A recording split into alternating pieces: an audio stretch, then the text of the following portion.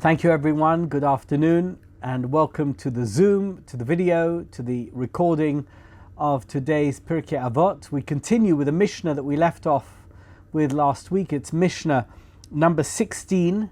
It's Tes Zayin in Perek Aleph of Pirkei Avot. You know, Pirkei Avot is just a treasure that keeps on giving. Last week we learnt Rabban Shimon, Rabban Gamliel Hazokein. We're going to talk about Rabbi Shimon today as well. Rabban Gamliel Hazokein, this incredible rabbi who presided over the Sanhedrin in that very difficult period of time before the destruction of the Beis Hamikdash. And we're going to be talking about his son as well today in the next Mishnah. But let's continue. Last week we spoke about Asei L'chorav, but we're going to continue with something else. V'histalek min hasofek, continues the Mishnah. One of the most difficult things for somebody who's asked a question, one of the most difficult things to do is to actually say definitively, this is what you should do and don't do anything else. It's to the exclusion of everything else. Be definitive and decisive as a leader. As somebody who upholds the Torah, you must be definitive and decisive. In order to do that, maybe Asei L'chorav, as we said last week, you need to make sure that you are surrounded by experts.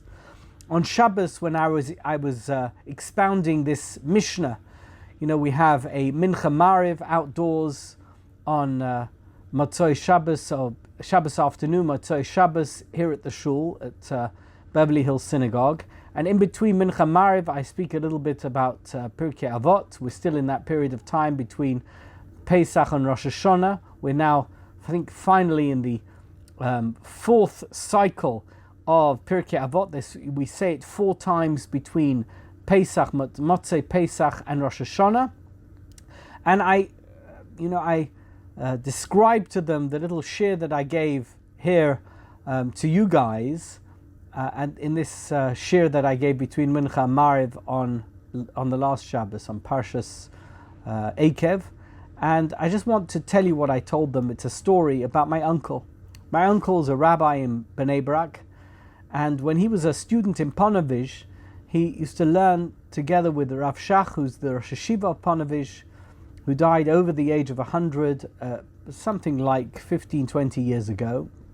An incredible personality, somebody who led Torah jury for decades, but for many decades prior to leading Torah jury, he was a Rosh Hashiva and a Maggid Shir at Ponevezh Yeshiva, and it was only because the previous generation of rabbinic leadership had passed away that he suddenly was thrust into a position of ultimate leadership as head of the Moetzet Gedolei HaTorah of the Aguda in Israel, and he became this very, very prominent rabbinic figure to the extent that people from all over the world would seek his advice, something that had never happened to him before. He was already about 70 years old, and previously all he'd ever done was given a shir to Bochrim in Ponevezh Yeshiva, but suddenly he was being asked very, very difficult and complex questions with regard to halachic matters, hashkafic matters, matters pertaining to people's lives of the most intimate and important and groundbreaking nature,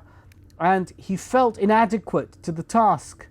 And he said, you know, I did get semicha from Rabbi Issa Zalman Meltzer many, many years ago. He was married to Rabbi Issa Zalman Meltzer's niece, which made him, of course, a cousin of Rabbi Aaron Kotler, and related to many of the famous rabbinic families of the yeshiva world.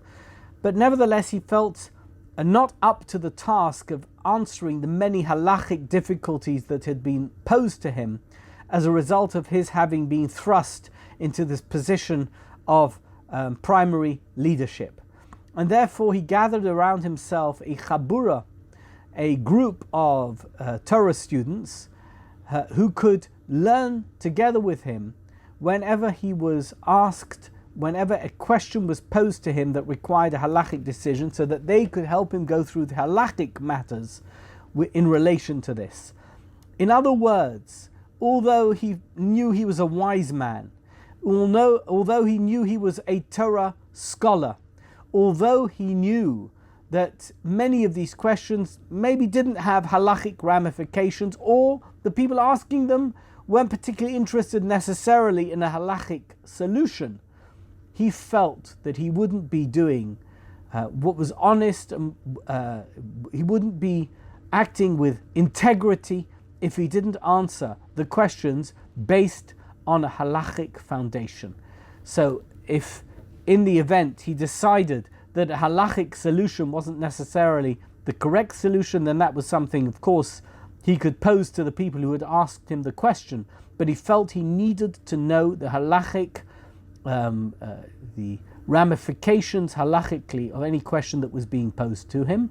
And as a result, he studied with my uncle. Now, my uncle became, as a result of this, which was unusual in the yeshiva world, this dip into the halachic world, he became a great halachic expert, and is now one of the poskim, one of the rabbis, the go-to rabbis in Bnei Brak when people have a halachic she'elah, when they have a question which has halachic ramifications.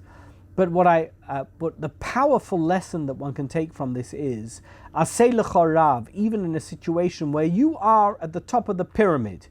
You are Rabbi Shach, you are Rabbi Elazar Menachem Man Shach, you are the Rosh Yeshiva of Ponevezh, the head of the Moetzes Gedolei HaTorah. You're the one, people are lining up outside your door to ask you questions, aseh lecha rav. Make sure that you have somebody with whom you can discuss these matters, and then you can be a mistalek min hasofek. You can be somebody who has no doubt as to what the solution is to this particular problem, this particular issue that you are facing, and that is facing the people who are across the table from you. Because you know what the solution is. You can act with decisiveness in this matter. It is so important to be decisive. I have on many occasions been in a situation where I needed to ask a question of others, and I needed a decision. And had I lifted up the phone to somebody, and that person at the other end of the phone would have said to me, well, you could do this, or you could do that. To be perfectly honest, that's not a helpful solution. I don't want to know 3 or 4 alternatives or different ways that I could deal with a particular situation. I want to know, what should I do? What is the best solution for this particular problem? I need guidance, I need direction. I want somebody to be mistalek min hasofek. I want to remove any doubt. Of course, there are many different variables. Life is full of variables. Should I get up now, or should I get up in 10 minutes? When I get up in 10 minutes, should I put on this shirt? Should I put on that shirt? Should I go to this minyan? Should I go to that minyan? Should I learn this Mishna? Should I learn that Mishna? Should I make this phone call? Should I make that phone call? There's so many different decisions to make in life. But don't be someone who is indecisive. You must be someone who is mistalek min hasofek. Don't live in a state of grey area.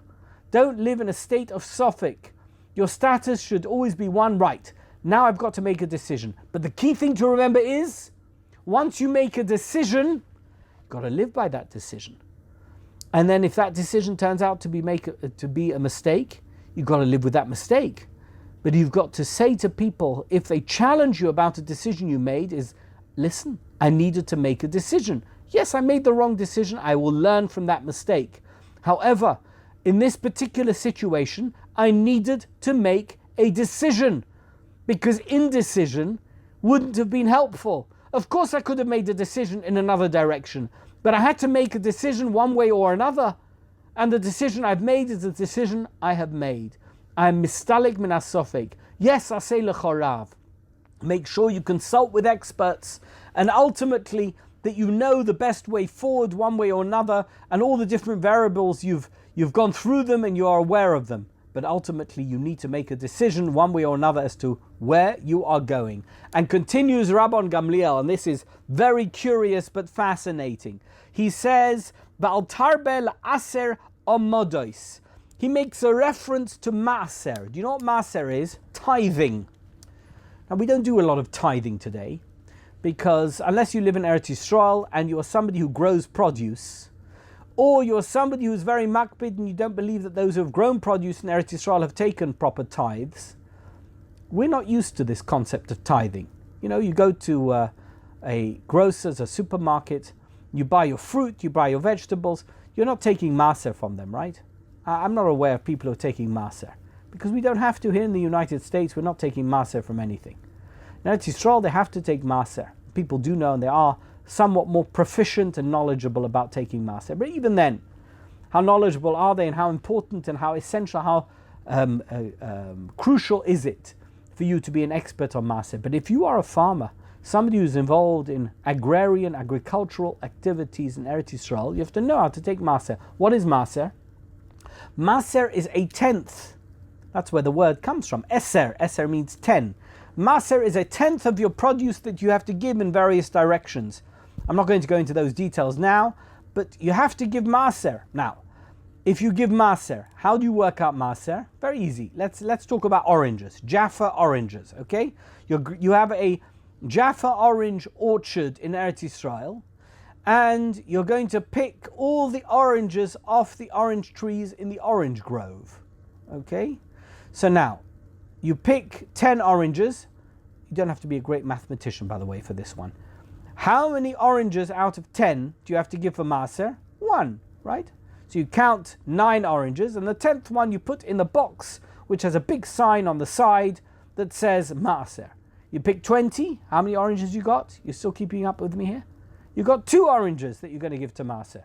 30 oranges, 3 oranges become 100 oranges, 1,000. It's very easy to work out. Now, what happens if you've got such a big orange grove, or you've got a vineyard and there's a lot of grapes, and you're not quite sure how many are to be given to maaser, because it's just so labor intensive that you need to really be on top of it to make sure that you're giving the exact and the right amount. What do?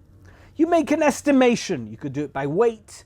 You could do it in any way you want. You make an estimation as to how much maaser you need to give from a particular harvest that you're taking from your orchard or from your vineyard, etc. That is maaser that you need to take, and it's very, very important. Says Rabban Gamliel, "Ve'al tarbel aser omodos." Don't be busy with making estimations. You should be exact. You shouldn't be giving too much, and you shouldn't be giving too little. This is part of the idea that you shouldn't be somebody who's living in a situation where there is a lack of clarity. Clarity is extremely important. And you may not want to be a bookkeeper or a bean counter, but it's extremely important to have clarity. By the way, those who don't have clarity tend to err on the side that benefits themselves most. Have you ever noticed that? That if somebody doesn't know exactly how much change to give you, they're probably going to give you less, because that means that they can keep more money. And if you're somebody who separates maaser from the fruit, then the likelihood is that you're going to separate the maaser in such a way that you're going to be left with more fruit than less. That's not the way to do maaser. On the other hand, you shouldn't overestimate either. That which is yours is yours. My father always used to say that if you're a proper Yeki, I come from Yeki stock, we're German, the Dunner family is a German family. Somebody who comes on time doesn't come late, but also doesn't come early. It's important. If davening starts at 7 o'clock, you don't come at 6:59 and you don't come at 7:01, because time is precious. Whether that time is before or after the appointed time, time is precious. Everything is precious. And if you have an orange that belongs to you, don't give it to maaser. Hashem wants you to have it. You shouldn't work in a status of lack of clarity. There shouldn't be indecision. There shouldn't be grey area. You must be a mistalek min hasofek. You shouldn't work with estimations. There should be certainty in your life. You should know exactly where it is that you're going, what you're doing, when you're doing it, and how you're doing it.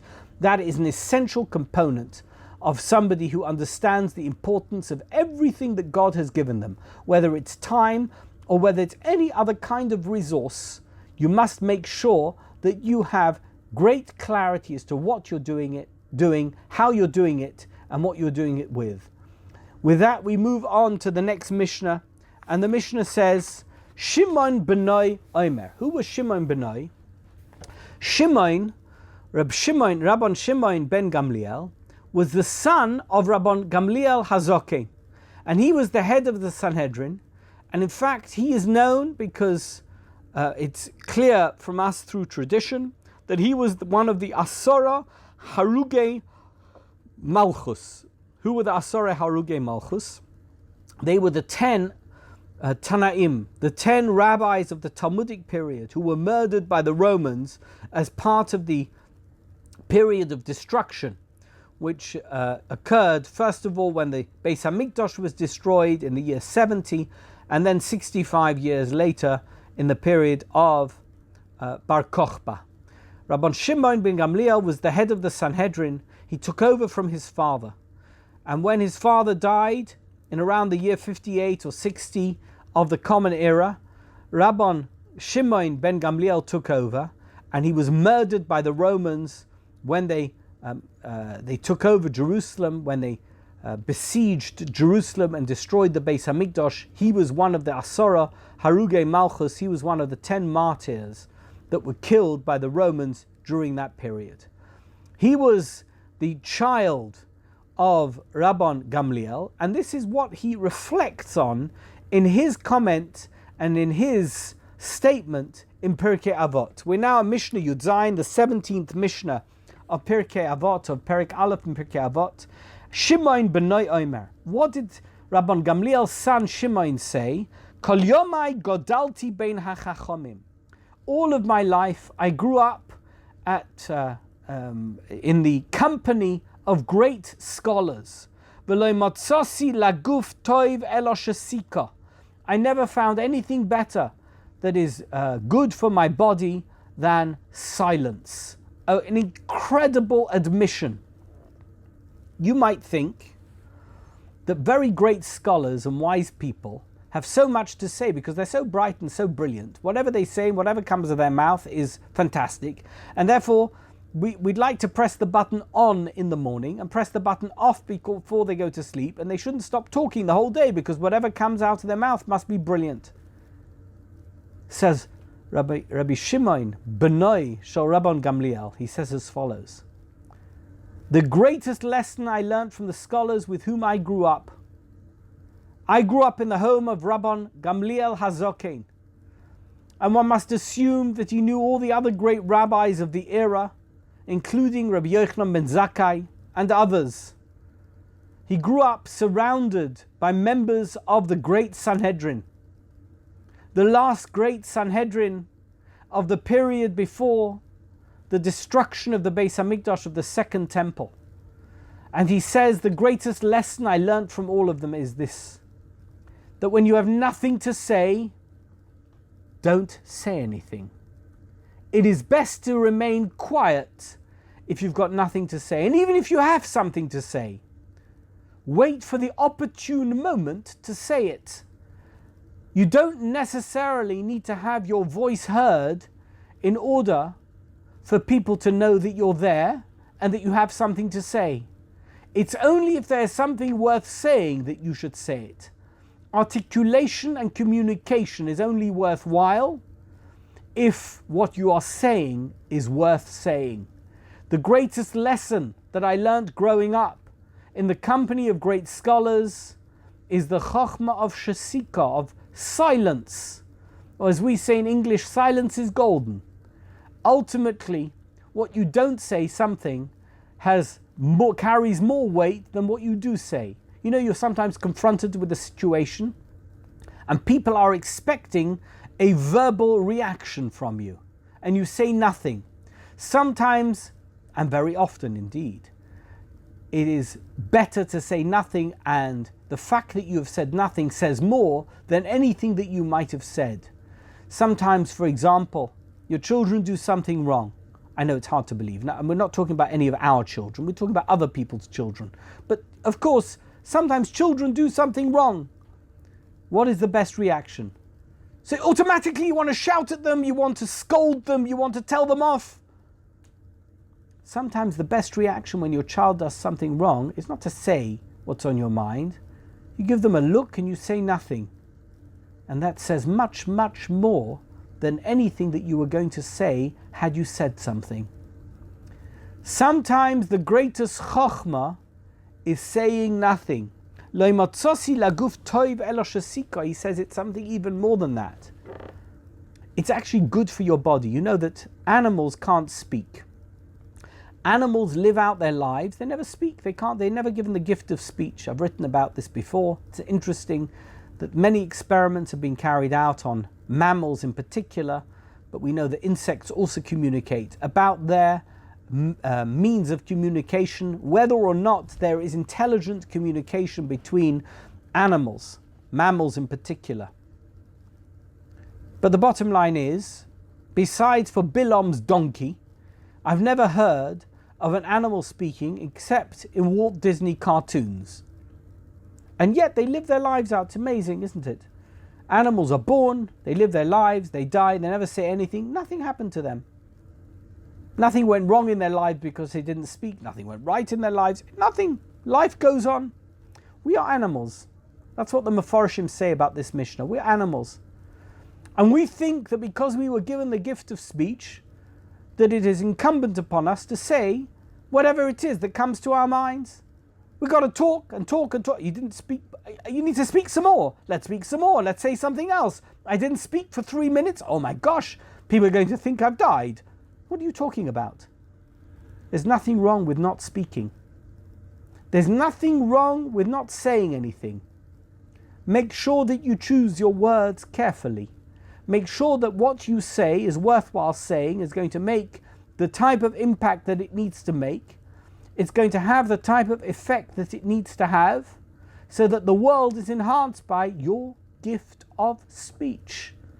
The fact that you can speak is a gift that God gave to you more than any other animal on the planet. How are you using that gift of speech? Are you using it constructively? Are you using it usefully? Is it enhancing the world around you? Or are you burdening other people's ears with the nonsense that you wish to articulate, that you wish to pile up onto the world because you feel like you want to say something? Says Rabbi Shimon b'noi shel Rabban Gamliel, I grew up amongst great scholars, the greatest. That's what he's telling us, the lesson from history. I grew up among the greatest scholars that have ever existed. In the time of the Talmud, the greatest Sanhedrin, and the greatest lesson I learnt from them, v'lo motzasi laguf toiv ela shasika. Silence sometimes is the greatest and most important thing that we can value of all the things that we have the power over. V'lo ha-midrash hu aikar, he continues. And you need to know something else. We can talk and talk and talk about matters of great importance. You know, I sometimes say to people, okay, after this long discussion, we've solved all the problems of the world today. Tomorrow it all starts again. Lo ha-midrash hu aikar. Talk is not the most important thing. Midrash means talking and learning, discussing learning. That's not the most important thing. Do you know what the most important thing is? Says Rabbi Shimon ben Gamliel, Ela hamaseh, action. Unless talk leads to action, the talk is valueless and worthless. Unless you are a person who is a person of action, a person of maaseh, of doing stuff, you are proactive in the world in making sure that things happen that are positive for the world, all the talk in the world has no value. Talk only has value if it precedes action. Talk is only important if it is the foundation to activity. Otherwise, it's just a bunch of hot air. Says, and this is one of the great rabbis, one of the greatest rabbis of the Talmud, Rabbi Shimon ben Gamliel, one of the Asara Harugei Malchus. He gave his life for his Judaism, for his Jewish identity. The Romans murdered him. And yet he said, it is not the talk, it's not all the learning that I did that had value in and of itself. The only value it had was because it resulted in maaseh, it resulted in action, it resulted in me doing things, it resulted in the fact that things happened in the Jewish world. That is the greatest value of all. Ultimately, talk is cheap. Action is what counts. We'll leave it here for today. Thank you so much.